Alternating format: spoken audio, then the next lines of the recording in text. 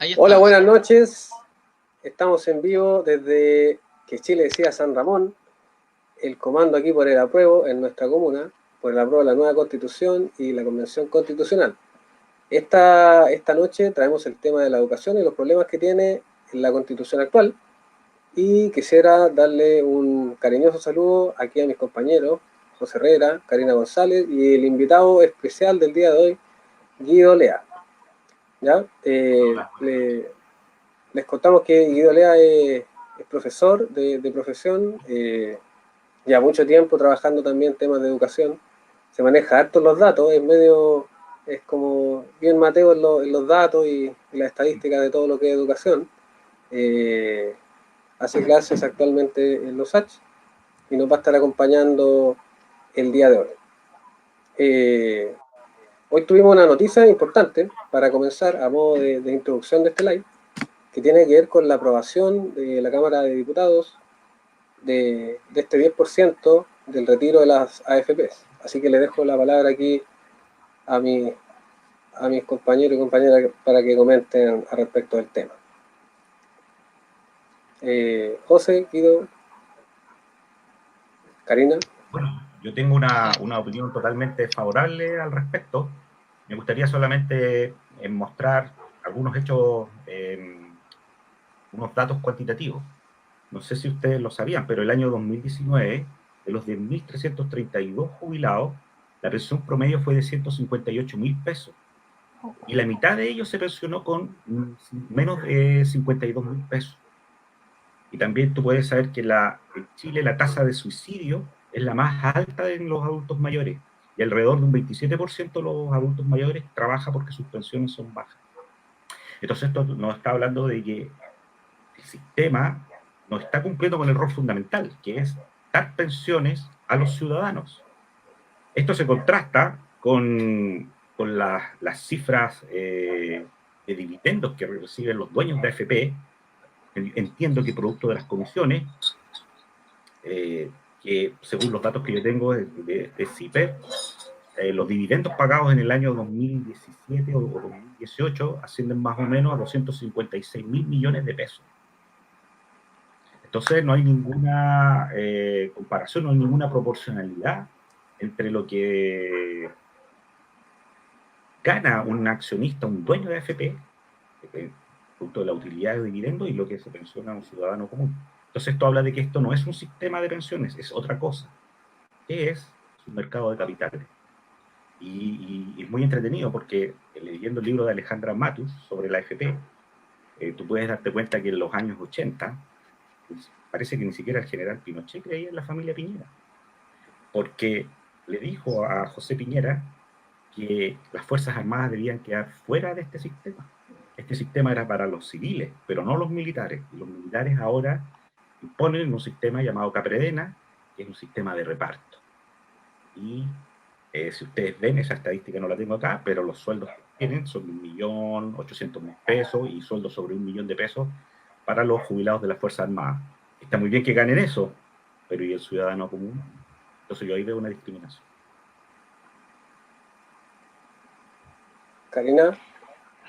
Bueno, no sé si mucha gente lo sabe, pero la gente al final termina con un impuesto del 20% de todo lo que cotiza, porque anualmente a ti te quitan cierto un porcentaje, pero cuando tú haces el proceso de retiro o el proceso de pensionarte, te cobran una comisión nuevamente. Por lo tanto, tú permanentemente estás haciendo un doble pago por el manejo de todos tus ingresos. Entonces, ahí yo puedo ver que hay una diferencia grande entre lo que van ganando ellos por utilizar tu dinero y segundo, otra vez por nuevamente hacer la gestión de dónde tú te vas a pensionar. José, que tiene todos los detalles ahí parlamentarios del asunto, No, que bueno, nos de puede hecho a mí me aportar. interesa hacer una reflexión más general de este tema, como no tanto detalle y después ya para entrar de lleno como en lo que nos convoca hoy día, que es el tema de la educación. Pero qué es lo que me emociona por lo menos de la votación de hoy día, como Guido lo mencionaba, yo ahí no manejo tampoco los detalles tan técnicos del tema de la AFP, pero efectivamente como funcionan es que ellos al administrar los fondos se dejan una comisión y el resto lo invierten en acciones en el extranjero, y con eso se van generando la ganancia y las pérdidas que nosotros vemos en los diversos fondos a los cuales cada una persona está. Entonces, esperen, termino mi opinión, ahí estoy agregando a Sara, que también se suma. Hola, Sara. Hola. Bueno, entonces, Hola, Sara. Lo que yo considero importante de este como pequeño hito político, porque ahora tiene que pasar al Senado y luego vamos a ver si es que no pasa o al Tribunal Constitucional o si el presidente lo veta, porque hemos visto cómo este gobierno se encuentra comprometido hasta las patas con el sistema de AFP. Es que si es que nosotros vamos ahora a pedirle a la AFP que nos den el 10% en el fondo de nuestras pensiones, probablemente esa plata no la tienen, porque ellos no tienen como un pozo de plata físico, sino que ellos hay un porcentaje que se lo dejan como comisión para sus utilidades y todo el resto lo invierten en acciones. Entonces, efectivamente le vamos a generar un problema mayúsculo, y además se genera un problema importante porque las pensiones, y como sabe todo el mundo, hoy en día ya son de hambre. Descontándole este porcentaje, por pequeño que sea, se está obligando a que el Estado después cubra este déficit a través de los años, y que en el fondo los controladores de la AFP van a tener que ingeniársela para ver, en caso de que esto se cursara y se aprobara, cómo van a hacer llegar esa plata a la gente, porque no es como plata que tengan disponible, a menos que ideen un sistema en que dentro de los próximos dineros que le estén llegando, de ahí ellos vayan devolviendo, porque no creo que se metan en la mano en sus utilidades. Pero en el fondo lo importante es cómo se pone en juego, en crisis un poco el sistema de AFP. O sea, yo creo que eso es lo que celebra como gran parte también de la gente, que además de necesitar esta plata también se encuentre contenta un poco con lo que ocurrió hoy día, porque en el fondo es el primer paso, o al menos así lo siento yo y mi esperanza, para empezar a desmantelar este sistema. Porque por un lado quedó en evidencia lo insuficiente y los pésimos argumentos, que no me quiero explayar, que se han dado para poder defenderlo. También como quienes se resistían a que procediera este tema dejaban en evidencia que como que el sistema no es sustentable por sí solo, que son presiones de hambre. Este tema de pan para hoy, hambre para mañana. Yo estaba escuchando ahí en la cámara que decían como hay hambre hoy, hay hambre con las pensiones que hay antes de la crisis y antes del estallido social, y va a haber mañana. Entonces creo que independiente de lo que pase con este tema del 10%, creo que lo importante es que este puede ser como la primera apertura de puertas para cambiar el sistema previsional que tenemos, sobre todo porque la ciudadanía ya tenía una posición bien fuerte sobre este tema, o sea, del no más FP, de tener otro sistema que no sea de capitalización individual para poder tener mejores pensiones. Pero la piedra de tope no era la legitimidad ni el apoyo ciudadano, eran los políticos, específicamente los políticos de derecha, que están comprometidos a muerte con este modelo instaurado por Pinochet, y que muchos de ellos hoy en día, ya no pudiendo defenderse ante la gente y para poder defender este sistema, incluso votaron a favor de este tema del 10%. Entonces creo que sí, hace algunos años, y gracias al movimiento social, la AFP ya perdieron mucha legitimidad social, ciudadana, y para qué decir como los políticos en general. Creo que con esto, la poca gente con la que aún contaban la AFP y que son fundamentales para cambiar o mantener este sistema, se están aburriendo de defender lo indefendible. Eso es como la sensación que a mí me deja. Aprovechamos de saludar a Sara Delgado, nuestra querida compañera que se nos suma ahora hace poquito. Le mandamos un saludo y un abrazo. Les comentamos que estábamos a modo de introducción comentando la noticia del día de hoy, que se aprobó este 10% de retiro de las pensiones en la Cámara de Diputados. Recordar, eso sí, que el trámite es largo. Esto no quiere decir que sea una realidad. Tienen que pasar unas fases más. Y en el peor de los casos puede que esto no llegue a concretarse.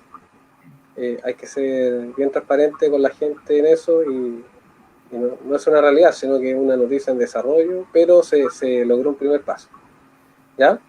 Entramos ahora al tema de lleno que nos convoca el día de hoy, que es la Constitución, que es la educación en la Constitución actual, la Constitución de 1980. ¿Ya? a modo introductorio, quería partir con la idea de que la educación es mencionada de forma bastante breve en lo que es nuestra Constitución. Aparece en el artículo 19, que corresponde al capítulo 3 de la Constitución, que habla sobre los derechos y deberes del Estado.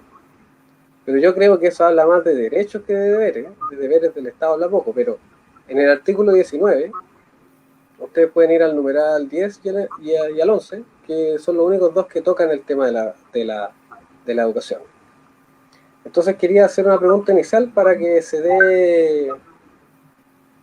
dé transcurso a este live.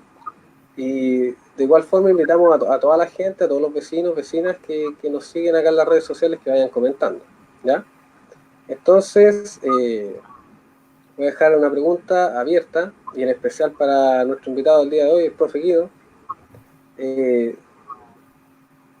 sobre el concepto de que si la educación en nuestra Constitución aparece dentro del capítulo que habla sobre los derechos y deberes que brinda el Estado, ¿por qué uno al analizarla y al pensarla, incluso el mismo presidente lo dijo desde su propia boca, se concibe como un bien de consumo? Claro. Yo puedo tomar esa pregunta porque sí. es algo que a mí me ha preocupado desde hace mucho tiempo. Encuentro que cuando el presidente de la República, hace unos años atrás, intenta definir la educación, a mi juicio, de manera muy errónea, como un bien de consumo, está indicando algo que lleva en su ADN él y la clase a la cual él representa, que es en el fondo la educación entendida como un producto, como un producto que se vende y que se compra en un mercado. Y eso creo yo que ya viene definido desde muy atrás y es lo que ha permeado el sistema en los últimos, de los años 80, estábamos hablando de los últimos 30, 40 años. Es muy interesante porque yo la otra vez hice una pequeña investigación y fui a mirar un titular de El Mercurio de diciembre de 1980, que me gustaría leer, tengamos un poquito de paciencia, es muy breve. Dice, desde el punto de vista económico, refiriéndose a las instituciones de educación, deben tener dueños, o si se prefiere, grupos de personas responsables de su gestión que pueden representar al Estado, agrupaciones de académicos, conjuntos de intelectuales, capitalistas privados o agrupaciones humanistas, culturales o religiosas. Si los centros universitarios se descentralizan, competirán entre ellos y obtendrán un producto de mejor calidad. Es decir, ahí en esa definición, ya en los años 80, de los ideólogos del régimen, en ese caso de la dictadura del general Pinochet, y los ideólogos del sistema neoliberal, ellos ya están entendiendo la educación como un bien transable. Y eso yo creo que se ve manifestado claramente en la Constitución, porque por un lado se dice que los padres tienen el derecho de escoger los establecimientos educacionales en los cuales pueden enseñar a sus hijos, y también existe una oferta que pueden dar los sostenedores de colegio. Entonces ahí se crea un mercado. Por un lado la educación está entendida como un producto o bien de consumo, y por otro lado se establece un mercado donde hay un oferente y donde hay una persona que demanda. Entonces lo que falta es que los agentes económicos interactúen.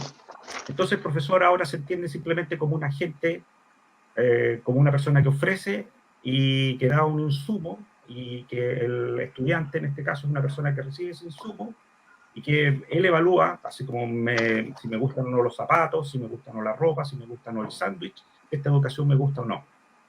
Y en ese instante esta cuestión se transforma al final en un pequeño negocio. Y eso creo yo es lo que tenemos que intentar eliminar en la próxima Constitución, porque la educación no puede ser entendida como un negocio, es algo ajeno a eso. Creo yo que se han dado incluso hechos muy particulares. Yo tuve la oportunidad de asistir a un cabildo, aquí yo vivo en Peñarolén, cerca de Quilín, donde una señora, una vecina, dijo algo que me impactó mucho. Por muchos años me hicieron creer que la educación pagada es mejor que la educación municipal. Y ahora, después de todo el movimiento social que surgió después del 18 de octubre, me di cuenta que me habían engañado, lo que estaban haciendo era un negocio. Porque la educación privada, la educación subvencionada y la educación municipal son todas iguales. El nivel, y esto es muy importante, el nivel de resultados que se obtienen, por ejemplo, en la PSU o a nivel de CIMSE, no son función del tipo de colegio, sino que son función del grupo socioeconómico al cual pertenece el estudiante. Es decir, las personas que ganan más tienen mejores resultados y las personas que ganan menos tienen peores resultados. Y eso es independiente del tipo del colegio al cual asiste. Entonces nos encontramos frente a un sistema que nosotros debemos cambiar. Que ha creado segregación, porque es injusto, y porque en estricto rigor la libertad, como se entiende en el neoliberalismo, no es es un tipo de libertad muy básico, es el tipo de libertad que consiste en comprar y vender. Pero hay muchos tipos de libertades. Está la libertad, la posibilidad de tú crear un proyecto de vida. Eso no está considerado ni en la Constitución, ni se entiende, ni se deriva de la concepción como bien de consumo, de la educación, o como mi libertad ética. Eso también es un tipo de libertad que no está considerada en este tipo de ideología.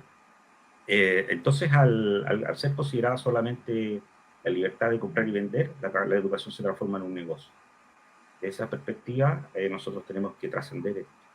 Y por otro lado, la Constitución lo que tiene que hacer es ocupar la palabra garantizar, es decir, la educación es un derecho que debe estar garantizado por el Estado y se debe crear un mecanismo por el cual el ciudadano pueda acudir a alguna entidad. Me imagino, yo no soy abogado, me imagino una especie de tribunal o a una institución como el CERNAC, donde él pueda exigir su derecho garantizado a una educación de calidad. Es decir, si este derecho está siendo vulnerado, yo puedo ir a una institucionalidad que va a aplicar un cierto procedimiento en el cual eso se me va a retribuir, yo lo voy a poder obtener. Muchas gracias, Guido.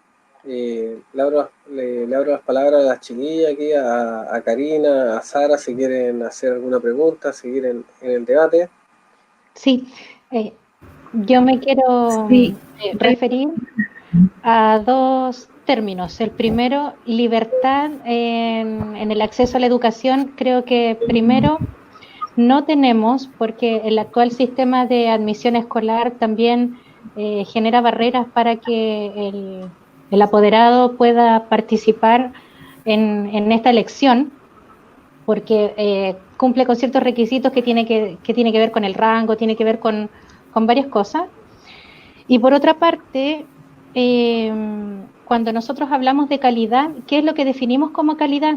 Nosotros hablamos de calidad cuando el estudiante aprende, cuando es integral su educación, o estamos hablando de calidad porque le va bien en las pruebas estandarizadas, que son dos cosas completamente distintas. Entonces, a partir de eso, creo que la reflexión la dejaría como pensando en que primero tenemos que ponernos de acuerdo que qué queremos como calidad. Porque si bien nosotros aspiramos, yo también soy profe y tengo claro que mi trabajo es en función de que los estudiantes reciban educación de calidad. Creo que responder como a la educación de mercado, donde se va a valorar al colegio o a la institución por los resultados que tenga. No sé si estamos formando estudiantes que sean críticos, que sean realmente parte importante de la sociedad como lo necesitamos, o vamos a generar estudiantes que vayan a hacer una mano de obra. ¿Qué es lo que queremos entonces como educación? Por ahí partiría yo como el tema que para mí es relevante. Sara. Yo quería decir que, yo no estoy muy de acuerdo con lo que dice la señora en el cabildo, porque se da en que los colegios pagados particulares tienen una mejor educación, o sea, al final los resultados son mejores. En los colegios municipales generalmente no pasan todos los contenidos o no les importa pasar todos los contenidos, no sé, entonces no se preocupan de que la persona aprenda. Yo mi hija la tuve en un colegio gratis, en la básica, pero era gratis porque era subvencionado por los otros colegios que eran de las hermanas carmelitas. Entonces, la educación fue súper buena, porque era la misma educación que le estaban dando a los cuicos que se la daban a los niños. Pero mi hija después pasó a un colegio medio subvencionado en la enseñanza media, donde no les enseñaron nada, prácticamente nada. O sea, su base fue la educación básica y la educación media fue nula. Entonces, cuando mi hija entró a la Universidad de Chile por sus propios méritos, fue terrible, porque el nivel que iban las demás personas era horrible. O sea, todos sabían inglés, ella no sabía. O tuve que pagarle un curso de inglés aparte. Entonces, la educación ya municipal o semi subvencionada no es igual a la privada. O sea, eso es lo que pienso yo. ¿José había pedido la palabra o no? Sí, quería no hablar tanto hoy, pero no, creo que no me aguanta la gana. Bueno, igual hay una pregunta ahí que mi computadora anda medio lento, entonces yo estoy poniendo las preguntas en la pantalla. Como que la puse y la saqué, entonces a lo mejor hablo y después ponemos la pregunta y comentamos respecto a eso.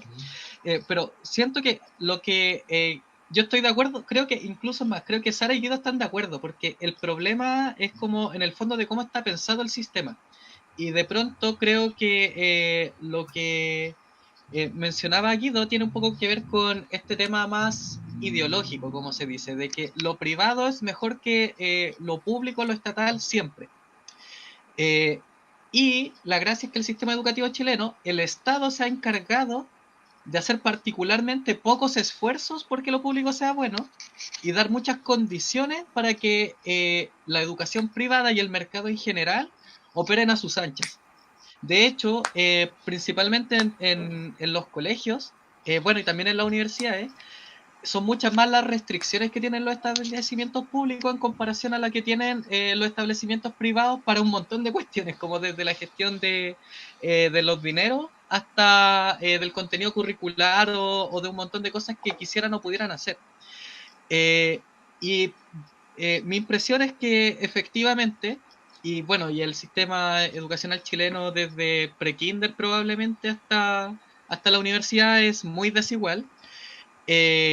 Los colegios particulares pagados, que son la minoría de los colegios, que son como el 7% de la matrícula de los estudiantes secundarios, tienen muy buenas calificaciones, salen bilingües, salen con un montón de cosas, y la otra gran mayoría es un mixto, es una fusión media rara, que son los públicos y los particulares subvencionados. Y lo interesante de eso es que los particulares subvencionados y los municipales no son muy distintos entre ellos, no son tan distintos. La gran diferencia la hacen los privados, y que como estos colegios que cobran como 200, 300 o 100 lucas más de mensualidad.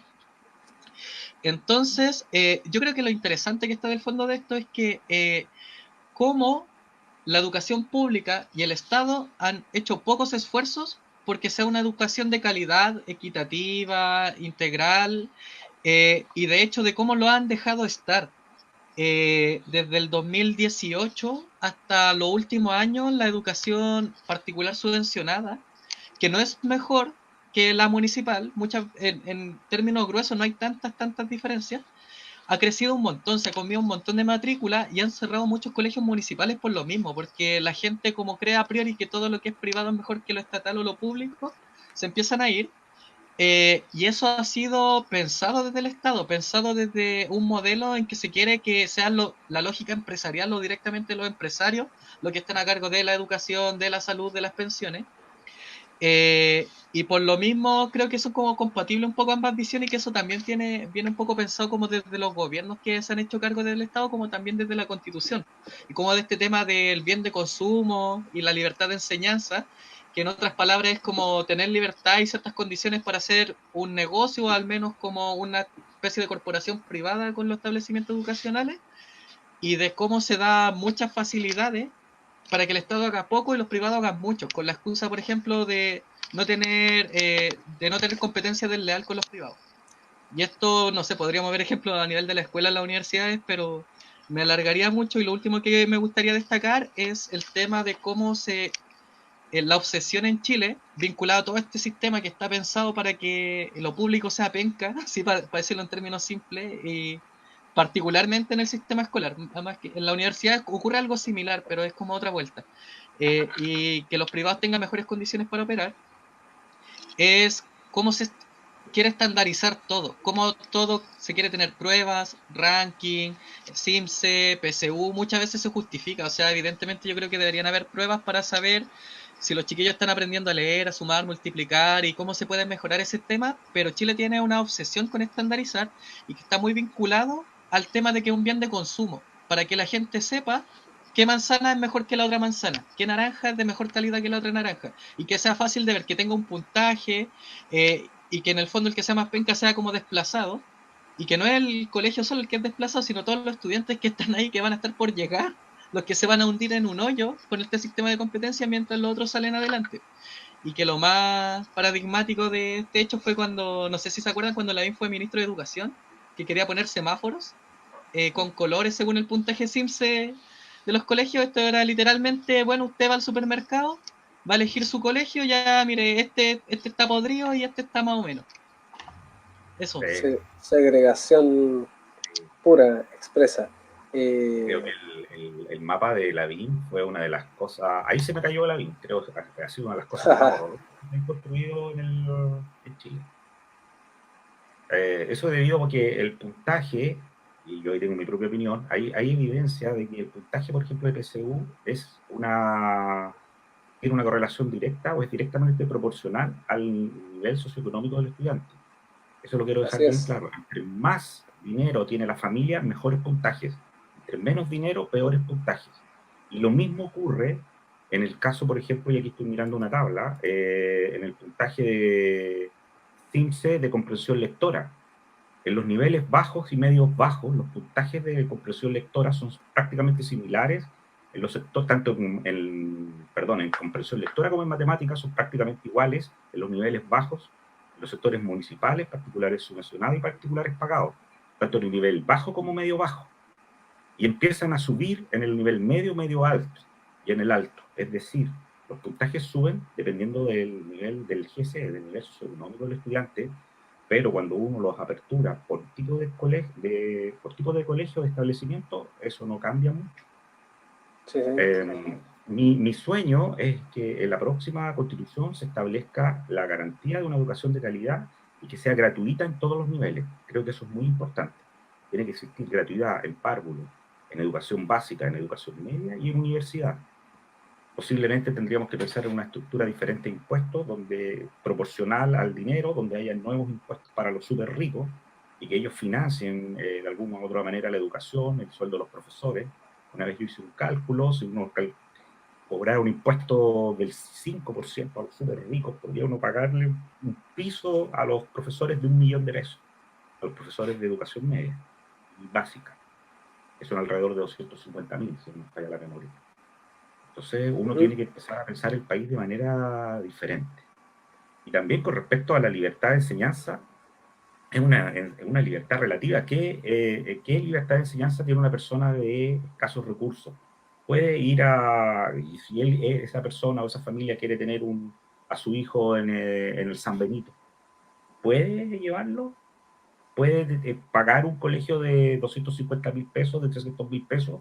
No puede, entonces no hay libertad, porque él no puede elegir, él puede escoger en las cosas que le dan nomás. Pero la idea es que todos los colegios tengan más o menos la misma estructura y que tengan la misma infraestructura y que todas las personas puedan acceder. Mi sueño es que la educación de una familia, que la educación que puedan aspirar las familias esté en la comuna, que los colegios de sus comunas sean más o menos similares y que no haya ninguna diferencia entre ellos y que tampoco estén pensando en un traslado. No tengo por qué ir a Ñuñoa si yo vivo en Peñalolén. Los colegios de Peñalolén tienen que ser todos iguales y eso creo que se debe garantizar. Y con respecto a esto de que actualmente se intenta cuantificar los resultados de la educación, eso es propio de las empresas privadas, porque ellos intentan segmentar los mercados para obtener mejores rentabilidades. Recuerden que lo que les decía, cuando la institucionalidad educativa se entiende como un producto, bien de consumo, y lo leí en el artículo del Mercurio, los ideólogos del régimen empiezan a entender esto como una estructura, copian de la empresa privada y que se debe implantar en el sistema educativo.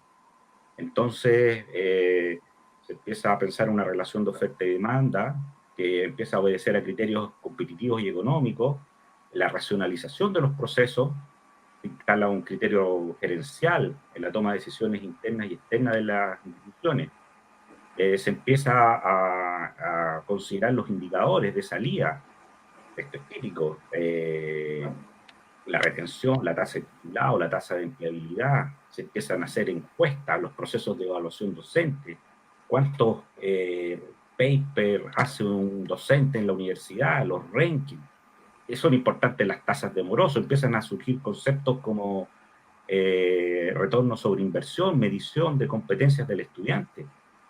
Pero la institucionalidad universitaria, por ejemplo, a principios del siglo XIX, en el siglo XIX o anterior, se entendía como un espacio de reflexión, de creación, de agrupación de talentos, de sabiduría, de cambio social, de filosofía, de transformación política.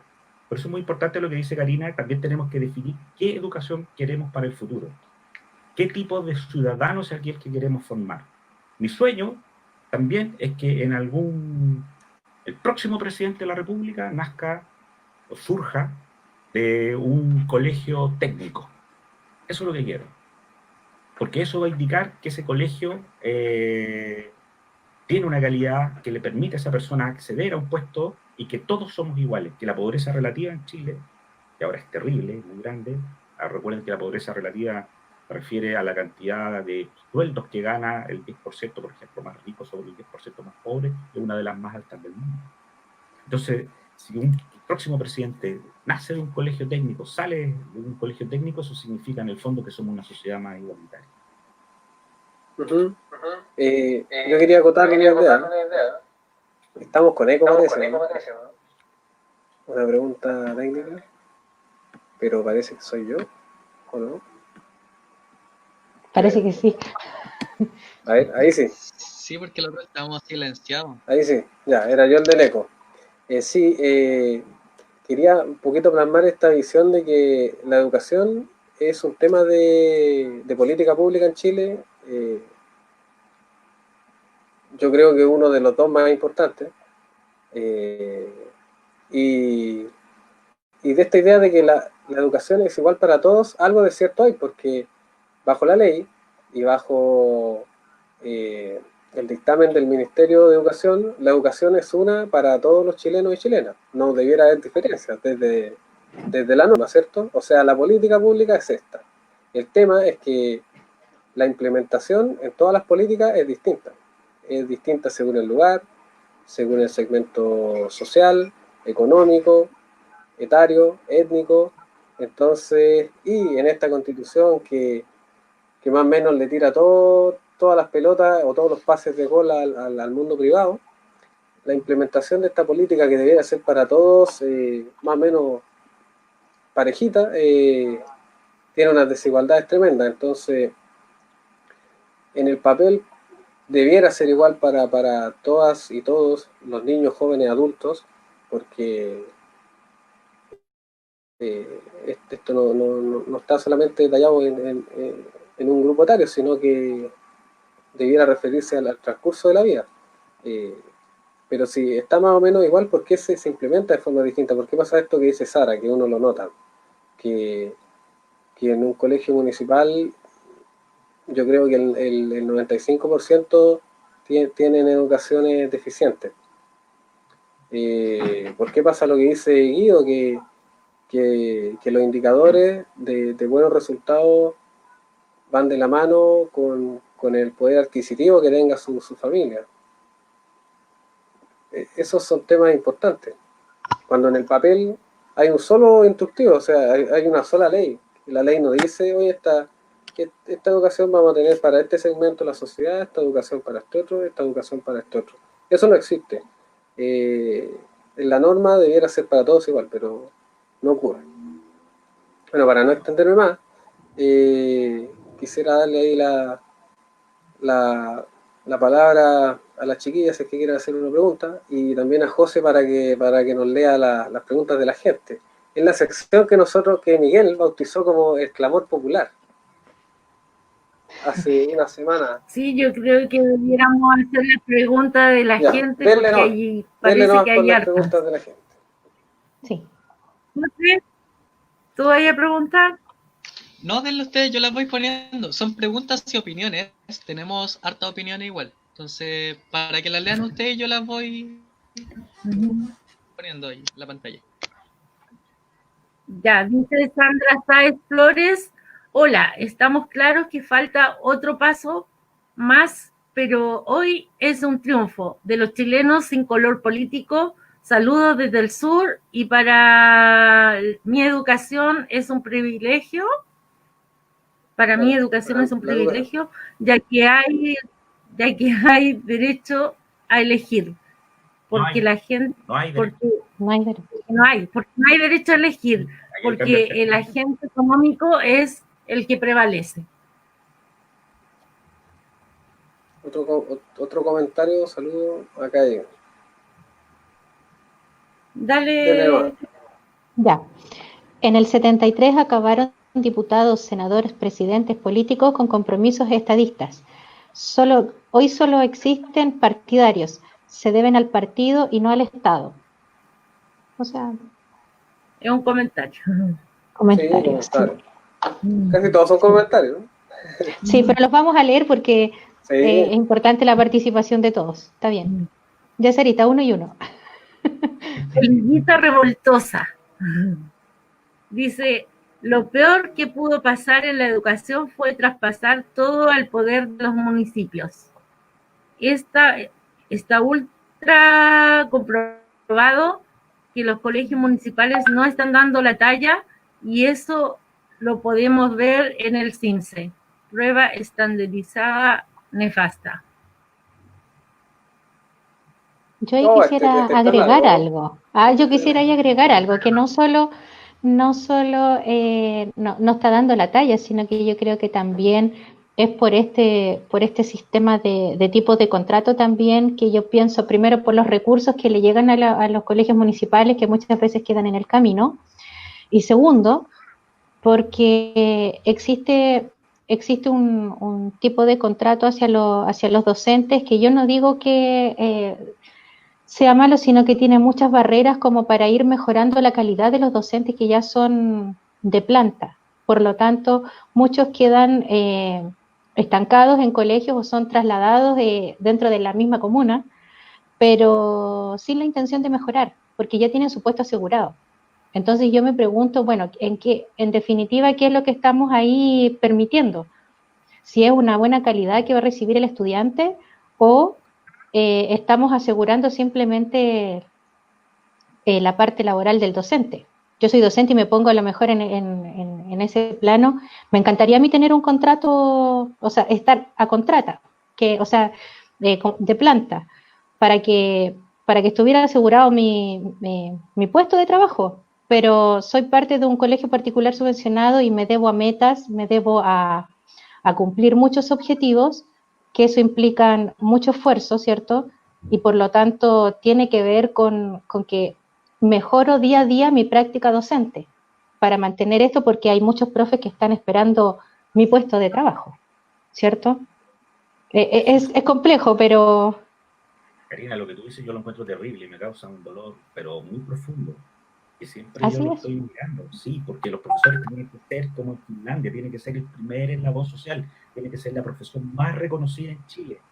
El profesor tiene que ser el profesional al cual todos aspiran a llegar, al cual todos respetan, y eso también se tiene que ver manifestado en un sueldo y en un contrato que te dé dignidad, es lo que no está ocurriendo ahora.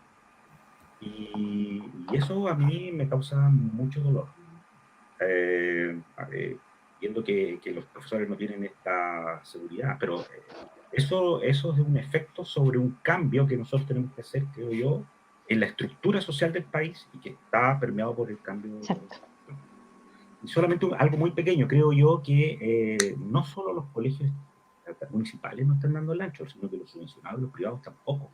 Porque insisto en la idea, y perdonen que sea tan insistente, pero en los estratos bajos y medios bajos no hay diferencias en los puntajes de lectura y matemática en el CIMSE, en los colegios municipales subvencionados y particulares, son todos iguales. Estos puntajes empiezan a subir cuando los estudiantes tienen mayor recursos económicos. Eso es lo terrible, eso es lo que está ocurriendo en esta visión del mercado.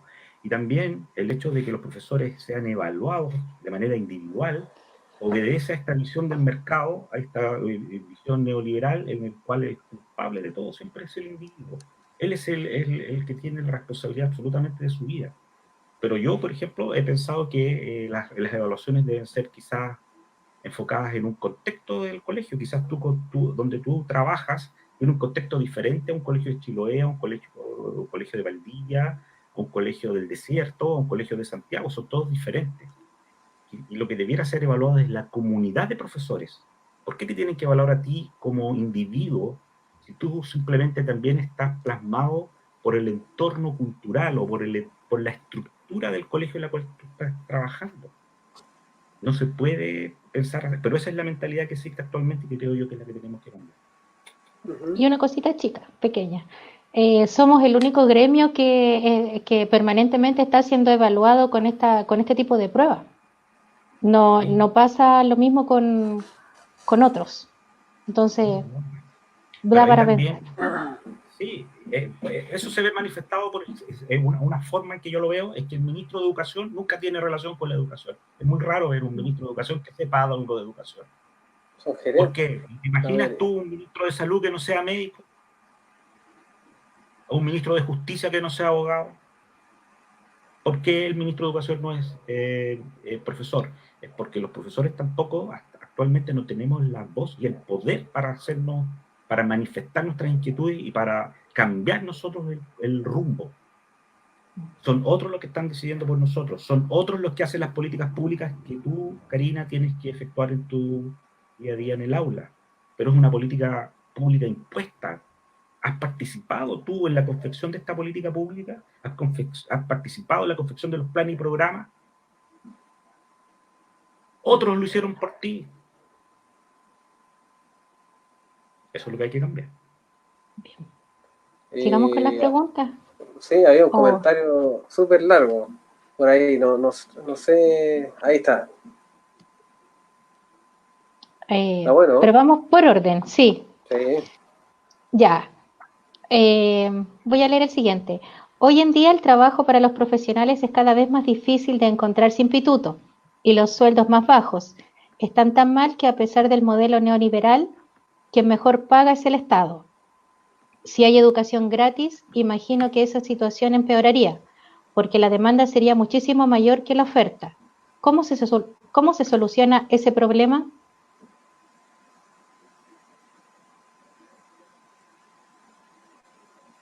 Ahí me quedé un poco... Es que entiendo que en definitiva el Estado paga mejor.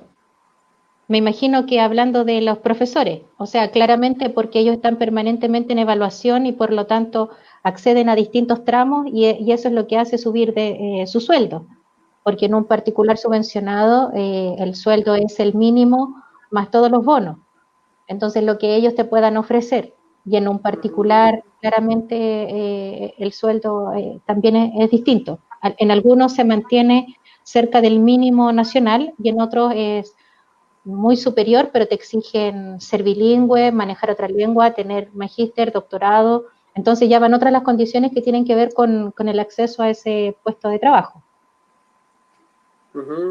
Pero menciona algo así, mira, dice, Si hay educación gratis, imagino que esta situación empeoraría.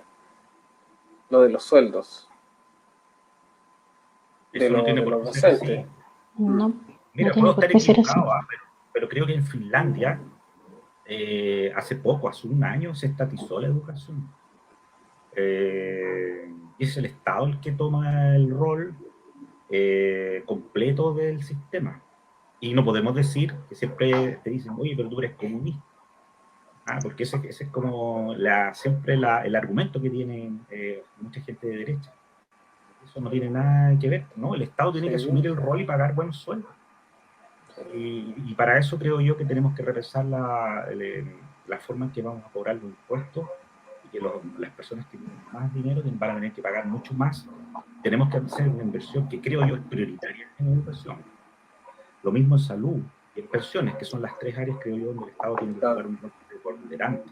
Cambiar el sistema neoliberal y pensar en el Estado como una entidad que guía en estas áreas, por lo menos en esas 3, quizás pueden haber otras, de manera importante el desarrollo de las personas. Sí, tiene que ver un poco con... Yo lo traslado a las fuerzas armadas y de orden público. Las fuerzas armadas y de orden público son estatales, son públicas. En el cómo lo entiende la mayoría de las personas, son gratis, ¿ya? Y no por eso tienen bajos sueldos, no por eso tienen mala infraestructura, no por eso tienen malas condiciones. O sea, preguntémonos, este es un problema de a qué se le da prioridad, ¿ya? Acá la educación tiene prioridad número, no sé cuál es la prioridad, el número de prioridad que le da el gobierno. Yo creo que está pasado del día. Con los dedos. Yo creo que está fuera de los dedos de la mano. Sí. En cambio, las Fuerzas Armadas de orden público deben estar en el 1 o en el 2. Si eso fuera al revés. Ahora que estamos en guerra con un enemigo poderoso. Claro. Entonces nada que ver, pues nada que ver. No deberían por qué haber malos sueldos, no deberían por qué haber malas condiciones laborales, si es que el Estado le tomara la importancia que le corresponde a esta materia. Eso. Sigo para que sigan con las palabras. Sara. Ya. Yo no manejo muy bien en la tecnología, así que si pueden colocar la pregunta. Lorena Allende. Soñando en que logramos contar con un gobierno que cree e invierta en la educación pública. ¿Cómo creen que se lograría recuperar la confianza de la gente en el sentido de que se matriculen a sus hijos en colegios públicos versus subvencionados? O sea, que la gente confíe que matriculándolo en los colegios municipales van a tener la buena educación garantizada. Que vuelvan a confiar. Soñando, dice ella, soñando con una educación de buena calidad. Es que yo no lo veo imposible. Tiene que ver con el tipo de gestión que utiliza, cómo se lleva a cabo el colegio. Porque si tenemos que los colegios, primero ya tenemos hasta el 2025 para que dejen de ser municipales y desde ahí pasan a ser parte de los servicios locales. Por lo tanto, por una parte tenemos que asegurar de que los recursos que están destinados para el colegio lleguen al colegio y que desde ahí se distribuyan de manera efectiva para que el estudiante reciba todo lo que necesita para que aprenda. Entonces, tiene que ver con el modelo de gestión que se tiene que utilizar, se tiene que implementar del colegio con una mirada mucho más global de lo que queremos en educación. Yo insisto en eso, creo que no tenemos que perder el hilo en qué es lo que queremos para nuestros hijos, porque retomando un tema anterior, cuando Guido hablaba, por ejemplo, de la oferta educativa, yo pensaba en San Ramón, no existe ningún colegio que sea artístico.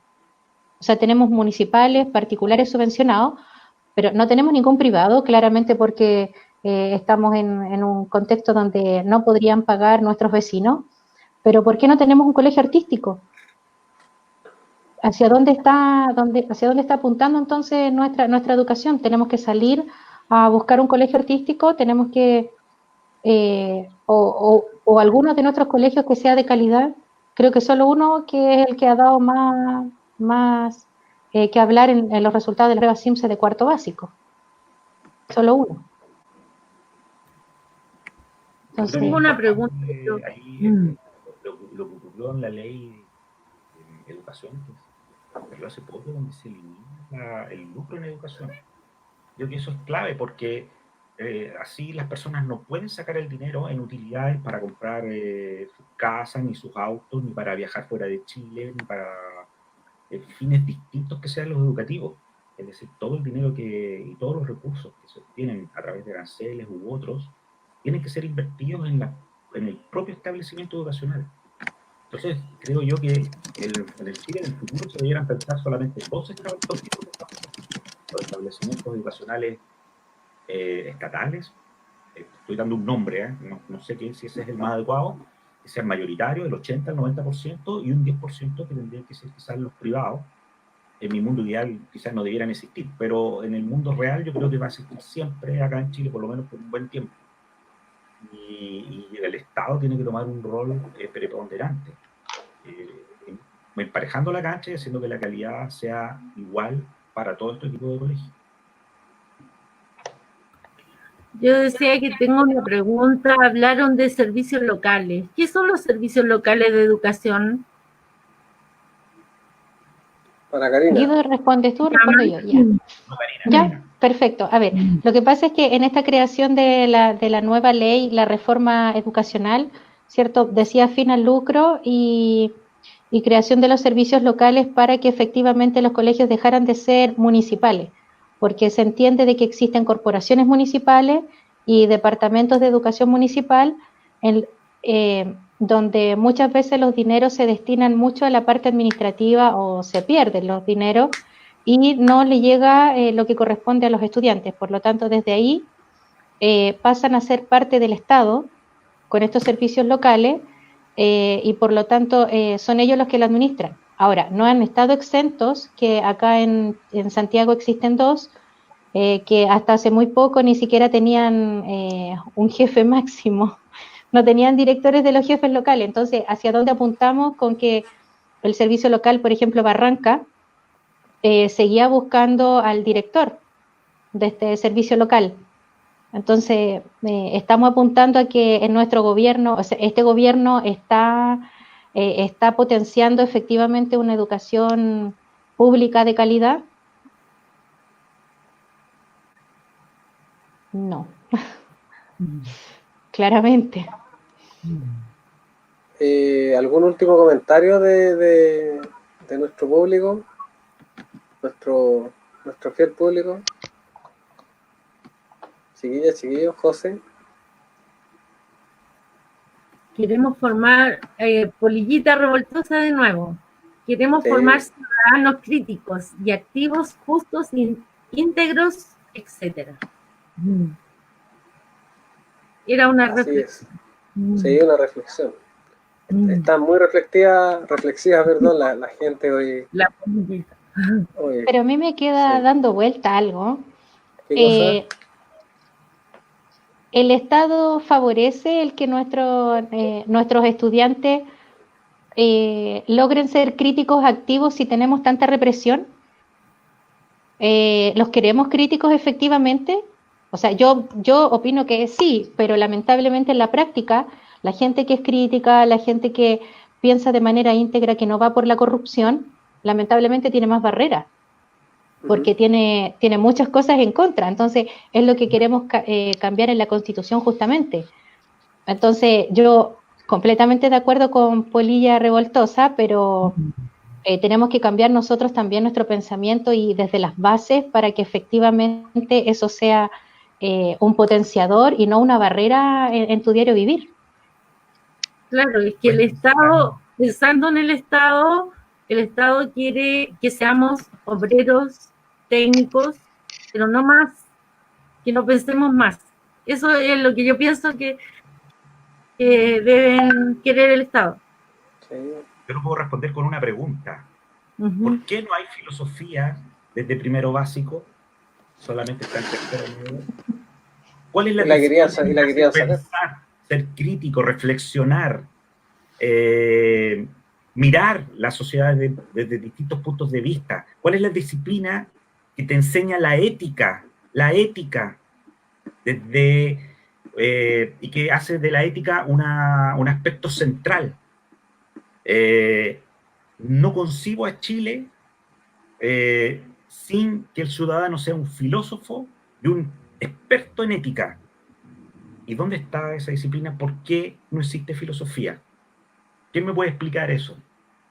No, lo que importa quizá es que las personas aprendan técnicas, que las personas aprendan matemáticas desde un punto de vista de ingeniería, que resuelvan problemas. Y ahí comparto con Sara, posiblemente la visión que existe ahora es lo que queremos es un buen técnico, una persona, un buen obrero, que sea silencioso, sumiso, que haga bien su pega, que no moleste mucho, que no me haga una revolución, que no me quiera cambiar las estructuras. Pero le voy a enseñar filosofía, lo que pensaba Platón, lo que pensaba Aristóteles, lo que piensan las personas acerca de la ética. O historia.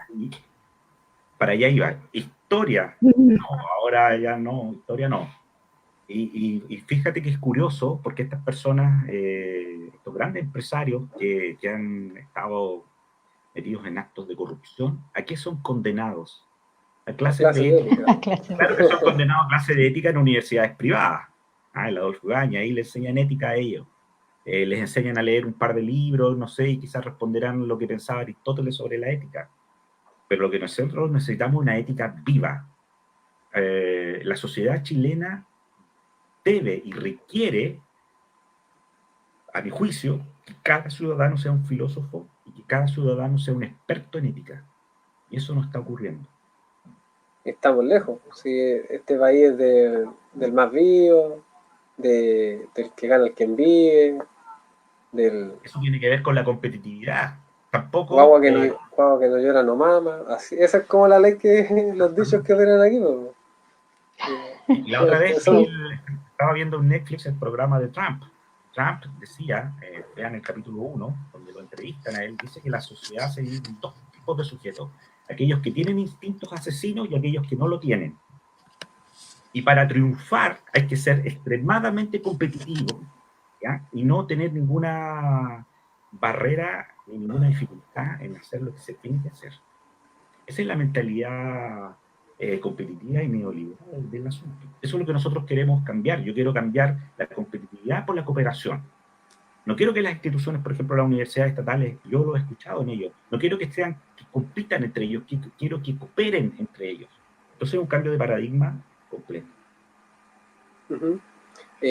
Chiquillas, chiquillos, ya estamos llegando ya al final de este en vivo, entonces quisiera darle unas palabras de cierre a cada uno, principalmente que nos den su mensaje de por qué tenemos que cambiar esta constitución actual, por qué tenemos que construir una nueva, y prontamente, ojalá. Así que vamos a partir con Karina. Bueno, hay que cambiar la Constitución porque primero tenemos que dejar de ver a la educación como un bien de consumo. Necesitamos que el estudiante y la familia sean partes activas de este proceso, y podría en realidad enumerar muchas cosas, pero lo principal es que... Nos va a dejar sin palabras. Sí, así que me quedo con eso. Quiero incorporar a la familia en este proceso educativo. Entonces, si nosotros vemos a la educación como mercado, nunca vamos a tener la equidad que necesitamos para lograr nuestros objetivos, nuestras metas como sociedad. Muchas gracias, Karina. Sara, bueno, yo sería feliz con una educación de calidad para todos, que todos tengamos acceso a esa educación, que yo ya no voy a tener más hijos, así que a esta edad no voy a tener más hijos que educar, excepto mi hijo que está en la universidad, pero sí mis nietos, si es que tengo algún día, que tengan una buena educación, que puedan acceder, porque no todos podemos pagar una educación. Así que algún día, si cambiamos la Constitución, podamos acceder a una educación de calidad. Eso. Muchas gracias, Sara. José, sus palabras de... Sí, o sea, yo creo que, bueno, en términos generales va a sonar simple, pero es muy importante todo lo que hace el Estado, en el fondo todo lo que pasa en la sociedad, pero es muy importante lo que hace el Estado en la educación, para cómo es hoy en día y para cómo queremos que sea en un futuro también. Y yo creo que ahí hay como dos niveles, pues como uno más concreto y otro que es un poco más, por decirlo de alguna forma, abstracto. Porque el Estado, en términos reales, buena parte lo administra lo que son los gobiernos de turno, pero esos tienen reglas, que es justamente la Constitución. Entonces, con los gobiernos que hemos tenido hasta ahora, y que por lo mismo es importante cambiar la Constitución, y también es importante elegir el gobierno para donde queremos que dirijan el fondo de los esfuerzos del Estado para la educación y para los otros temas de la sociedad, han enfocado el sistema, la Constitución y los gobiernos a que haya una educación para pobres y una educación para ricos.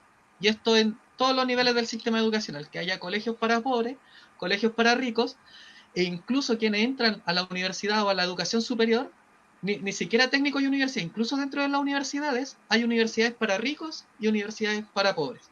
Y después todo eso se traduce según como qué nivel de la pirámide nacieron y al que fueron llegando, cuál va a ser el nivel de ingreso que va a tener, dónde va a vivir, etcétera. Entonces, en el fondo, como que al final, claro, pues a los que les gusta justificar este modelo tan injusto se llenan la boca con la igualdad de oportunidades, el mérito individual, pero la verdad es que el sistema, y esto lo arregla la Constitución con todo el tema que estábamos hablando, de que no haya oferta pública de calidad, que no haya un esfuerzo del Estado por hacer una educación igualitaria, equitativa, por darle hartos estándares de calidad a las instituciones públicas, universidades y escuelas, en el fondo para no tener esta competencia desleal con los privados.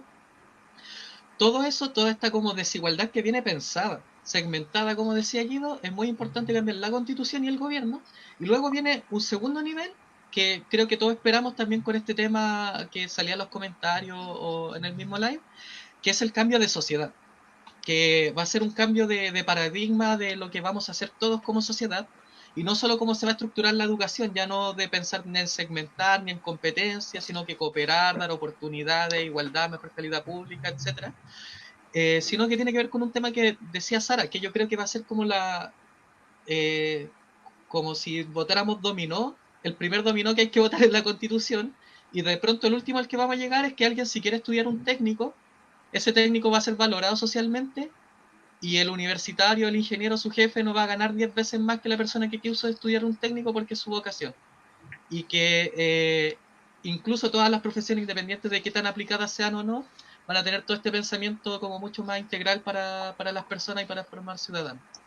Entonces, eso es como lo que me gustaría, y estoy muy convencido, y soy un profeta de la nueva Constitución, porque es el primer dominó que tenemos que votar, si no podemos tener el gobierno de las mejores intenciones del mundo que tiene las manos amarradas desde el año 82. Muchas gracias, José. El profe Guido, unas palabras de cierre. Sí, bueno, yo soy una persona que creo en el mercado de la mantequilla, en el mercado de los automóviles, en el mercado de la ropa, en el mercado de los libros, creo en el mercado de los celulares, pero no creo en el mercado en salud, no creo en el mercado en educación y en previsión. Tengo mis dudas en vivienda. Creo que el sistema neoliberal que nosotros nos hemos impuesto mediante el poder de fuego es una versión aberrante del liberalismo, porque solamente se preocupa de la regulación del mercado. Y por eso solamente se preocupa de eso, y por eso el neoliberalismo puede actuar en dictaduras. Prefiere la libertad de mercado frente a la democracia. Si tiene que escoger, escoge la libertad de mercado. Entonces, en particular en la educación, creo que el Estado debe asumir un rol central, primordial, debe garantizar la educación para todos los ciudadanos, y que en mi sueño, ojalá sea gratuita en párvulos, en educación primaria, en educación secundaria y en la universidad, en la educación terciaria, institutos, universidades, institutos profesionales, centros de formación técnica. La educación debe ser gratuita. Ahora, debemos pensar qué tipo de ciudadano queremos formar nosotros para Chile. Para mí es un filósofo y un experto en ética. Tiene que ser un transformador social, una persona que sea un investigador, una persona que, en resumen, sea feliz y que sea un sujeto que irradie amor. Que todo lo que aprenda, desde un punto de vista cooperativo, no se lo guarde para sí mismo, sino que todo lo tenga como centro, que tenga como centro la devolver todo esto hacia la sociedad. Es decir, esta persona tiene que entregar lo que la sociedad le da a las nuevas generaciones. Es decir, tampoco puede estar centrado solamente en el sujeto. Y me gustaría terminar citando unas palabras de un educador muy antiguo, Alexander Neal, que fue un educador, un profesor británico, que creó una escuela conocida como Summerhill, que entiendo que está hasta el día de hoy, y que era partidario de la libertad. Él no tenía horarios de clase, él no impartía currículum, era una persona que daba una educación bastante curiosa y bastante libertaria. Y él plantea que la educación debe resolver preguntas. ¿Qué preguntas nosotros nos debiéramos plantear como ciudadanos? No es necesariamente cuánto vamos a ganar, qué profesión, eso es importante, pero también debemos hacernos preguntas centrales que nos deben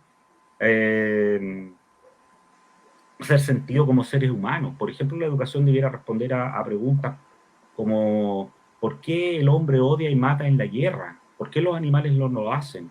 ¿Por qué hay tantos suicidios? ¿Por qué hay crímenes sexuales? ¿Por qué existe odio frente a ciertas clases, a ciertas razas?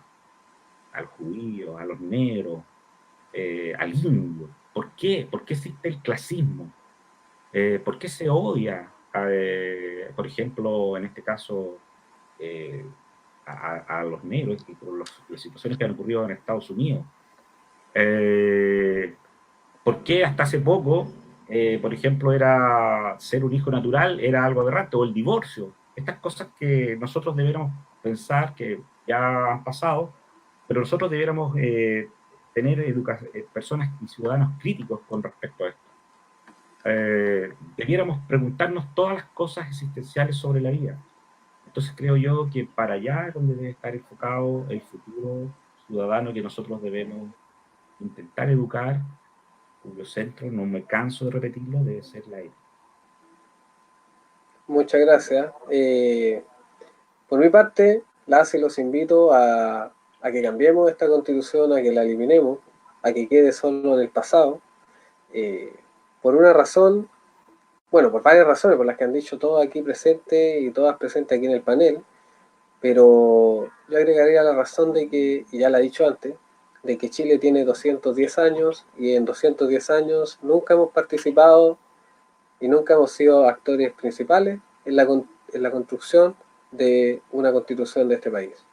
200 años, 210 años es mucho, o sea, son 6 generaciones, 7 generaciones, ya está bueno ya, pues tenemos que tomar ahí el sartén por el mango y nosotros decidir las reglas del país en el cual queremos vivir. No podemos seguir dejando que una élite pequeña, porque eso ha sido siempre, desde la primera Junta de Gobierno, una élite pequeña decida lo que todo un país, todo un territorio tenga que vivir para el beneficio propio, para el beneficio de ellos. Eso no puede seguir pasando, así que son 210 años, chiquillas, chiquillos, así que a ponerle con todo.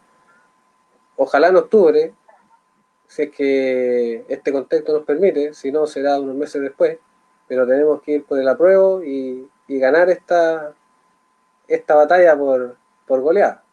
Así que muchas gracias por seguirnos y vamos a estar aquí continuando con estas actividades desde que Chile decida San Ramón. Así que un abrazo a todas y a todos y nos vemos pronto. Sí. Muchas gracias. Chao.